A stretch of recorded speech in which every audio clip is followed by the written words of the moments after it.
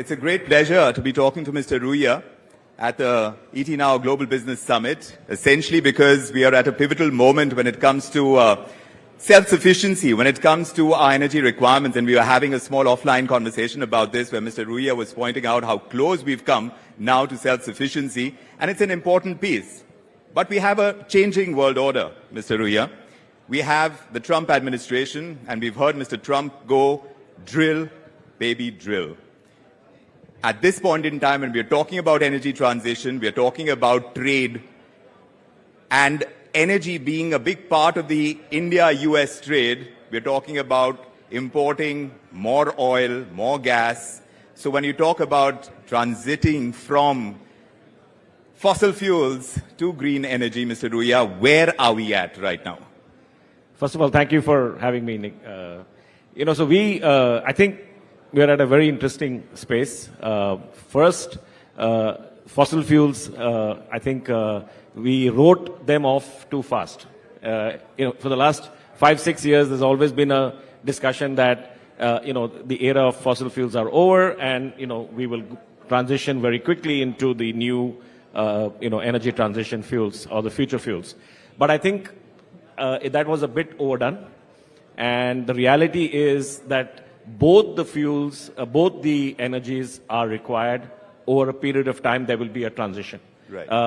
There is no doubt that we will continue to move in the direction of replacement of fossil fuels, but it's not going to happen at the speed or at the pace at which some of our European friends, were hoping for it to happen.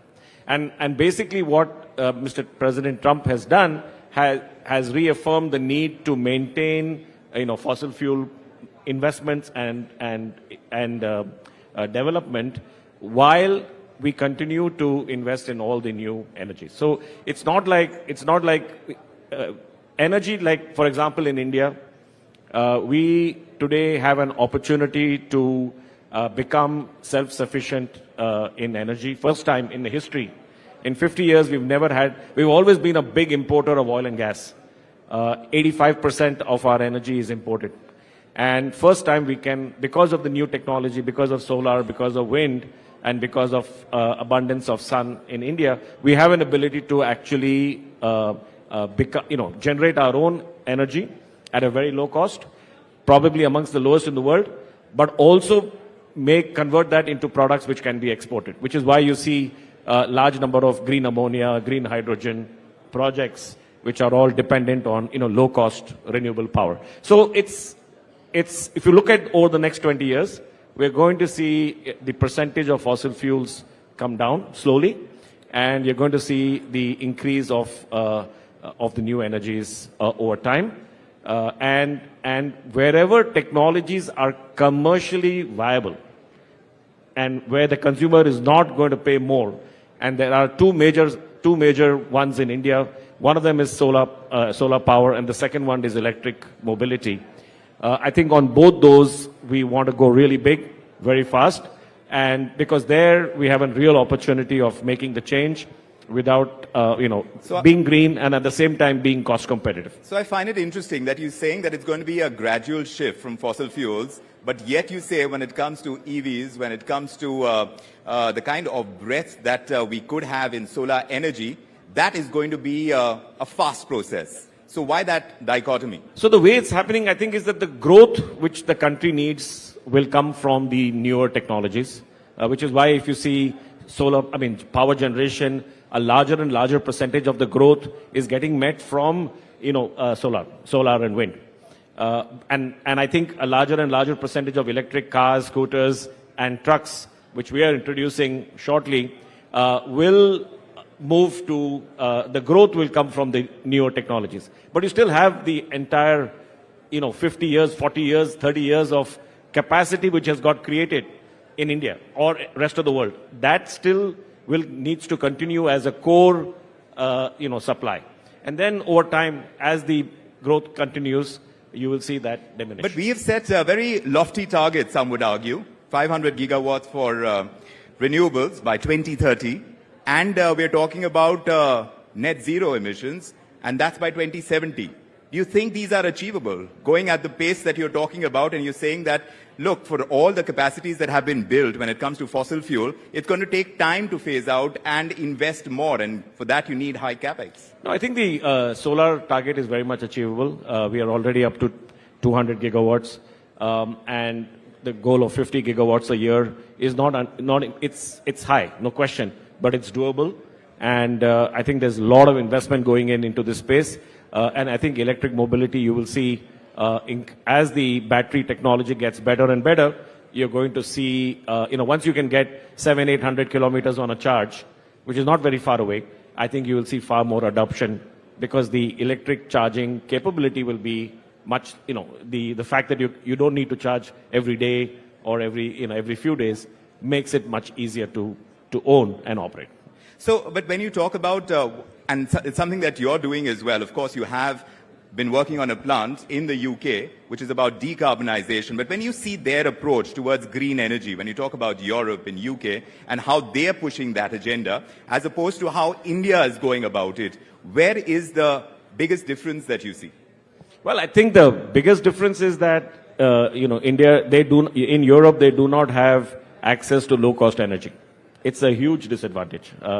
And so their solutions, whether it is hydrogen, blue hydrogen, green hydrogen, or wind, offshore wind, or nuclear, those are their solutions. Obviously, they are much more expensive. And because they are more expensive, they need state subsidies to support those net zero targets. We are not in the same position. We are blessed that we have access to low-cost energy, which does not require significant amount of subsidies or any subsidy at all. And that's why they have a different strategy. So our cost advantages when it comes to generating solar power is very low compared to what they spend.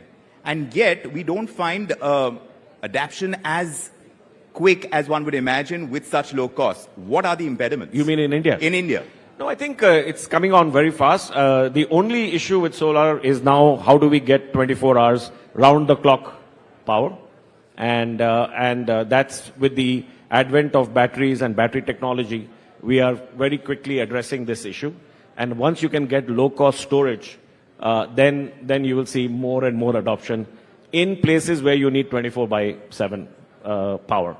I think my own view is in the next 2-3 years, you will see significant improvement in storage capability, and with that, much faster adoption on renewable. So in that sense, you've spotted an opportunity, because the way Essar had to reinvent itself, you obviously see potential in this, and that's the direction you're moving in. So tell me about the opportunity that you've spotted over here and how you're kind of building on it. Well, for Essar, we've been involved in the energy space and metals and mining, for the last 2 decades, and 3 decades now. And we are basically trying to do both, which is basically continue to make our investments, whatever we have in the industrial side, but also we have 3 main, of maybe 4 main investments we're doing on the energy transition side. One of them is industrial decarbonization, which is what we're doing in the UK with adoption of hydrogen and hydrogen power. So this is the first time that a refinery is going in for complete decarbonization using blue hydrogen, and that is a first. Yeah, it'll be the first, and it'll be the world's first decarbonized refinery. But why there and why not here? Well, currently that's the technology and that's the support which the UK Net Zero program provides, and the government is providing over there. Providing the support. Would you want that here? Yes, it will come, as I said. And then we are also doing electric mobility with heavy-duty trucks, which we will introduce in the next few weeks, which is, again, providing a service at the same price as diesel. So we think that will be something which can adopt fast. We're investing in renewable power, round the clock, something which I spoke about. And then finally, we're also investing in biofuels, which is to blend biofuels as per the new mandates with fossil fuels.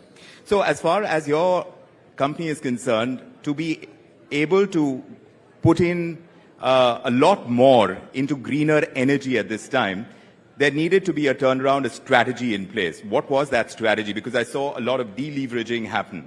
Tell me how you went about that process. Well, it was, I think, look, we've always been at the forefront of technology. So when we invested in the steel business, in the refining oil and gas business 20 years back, we were always choosing the latest and best technologies which would last the next 20, 30 years. And if you think about new investments today, then those are the investments which you need to make, which will last for the next 20 to 30 years. In terms of, I mean, if you were doing conventional right now, then, as I said, it's questionable. Not saying it's not going to be there, but our view has been that look at conventional, but also technologies which can, which can help energy transition and which will survive the next 20, 30 years. And that's just been the philosophy. So that's the pivot which we have taken. You know, Mr. Ruia, we are talking about AI and quick adoption of AI and in several sectors in your own. And even as we see AI grow across the several industries that it is now being pushed at a great speed, obviously this requires great energy as well. Yes. So how is it going to get powered? Is there a huge opportunity over there too? Massive growth in energy will be needed because of AI, despite DeepSeek, creating a bit of a flutter. I still think there's massive requirement for, data centers and AI, data centers which require power because of AI. That's going to increase the demand for energy globally, including in developed world, where they've not had much growth in energy because their growth has been muted. But now, because of this, their energy growth is massive, and we're going to have the same in India. It adds to the point, right? If you're going to need more and more energy capacity, then the new capacities which are coming, to some extent, can be met by low cost, solar and green technologies.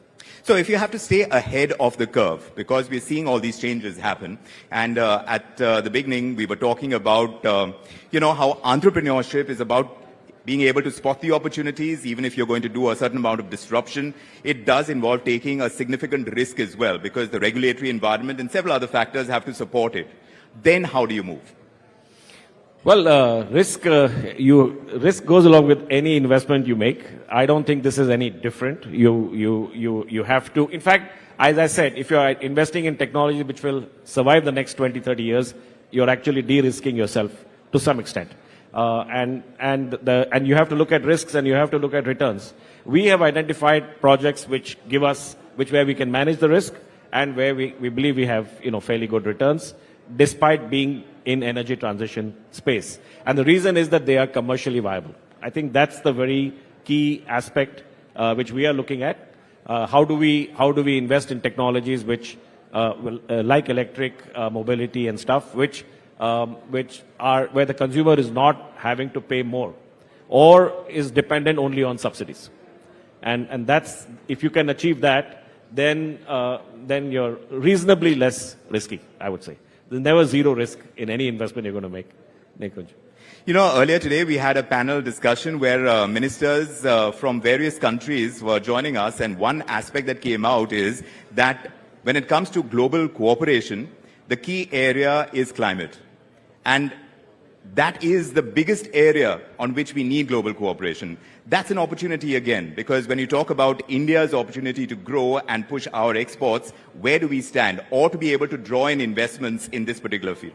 It's a massive space and massive point you make. And really, India and China will drive the climate and global agenda, because massive growth and the maximum impact which can happen will happen if India and China adopt faster.